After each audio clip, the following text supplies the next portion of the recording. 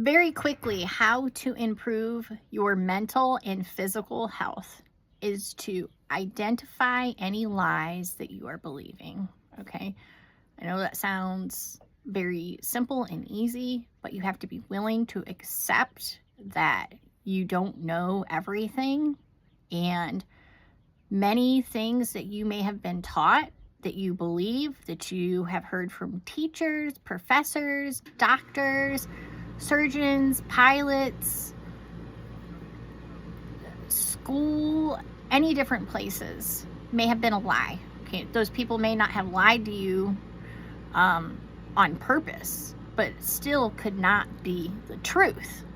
So when we believe a lie and we function from the lie, it's going to produce bad things. It's going to produce the opposite of the fruit of the Spirit. The fruit of the Spirit, that means the product of truth. The product of truth in your life is peace, joy, contentment, gentleness, meekness, kindness, the ability to long suffer. So if you're believing lies, then you're going to get the opposite of all of that. You're not going to have peace, joy, contentment. You're not going to have any ability to suffer at all. And that is, I think, really one of the main reasons of narcissism is they have no ability to suffer. So it's like they scrape their little pinky toe and it's the end of the world.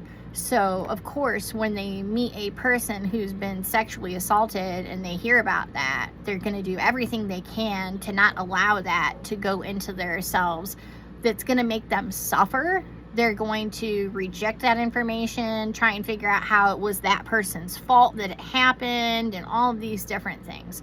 So, the opposite of the fruit of the Spirit of truth, of the actuality or reality of truth, is narcissism,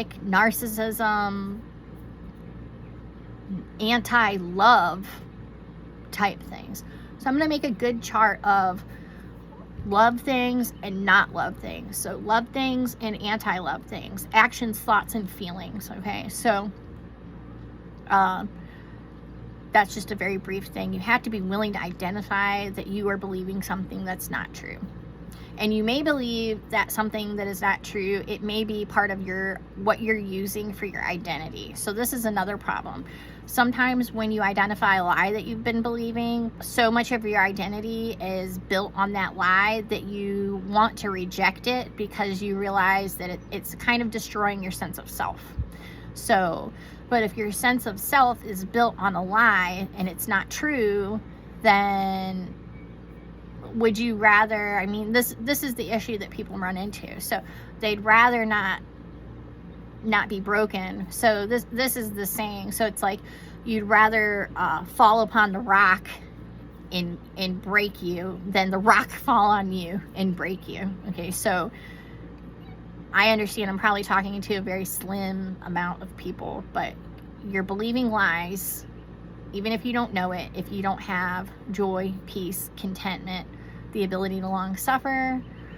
I need to print that list out. But if you don't have any of those abilities and you don't have anything in that, then your life is not built on a solid foundation. You're believing lies. And until you correct those things, you're never going to have the peace, joy, contentment, and all of those things that I just said.